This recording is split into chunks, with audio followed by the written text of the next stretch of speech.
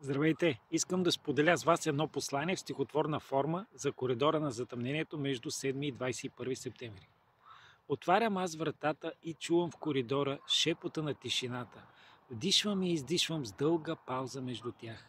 Небето притъмнява, а земната сянка бавничко пълзи, обагряйки луната в кърваво червено. Луната сянката прегръща, а дъхът притихва в нощта. Не се опитвай да разбираш, нито ти да контролираш. Просто се опитвай тихо да присъстваш. На душата шепота си слушай, а тялото усещай и във времето се разтвори.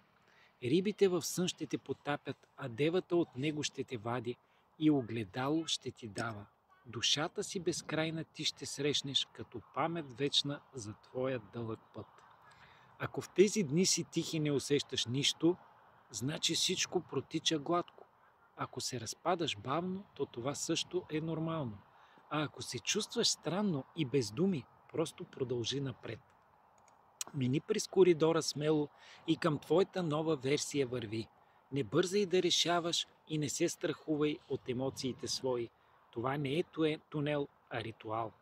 И когато стигнеш другия му край, просто себе си бъди, но по-нежно, по-смело и по-дълбоко на новата си версия ти се усмихни.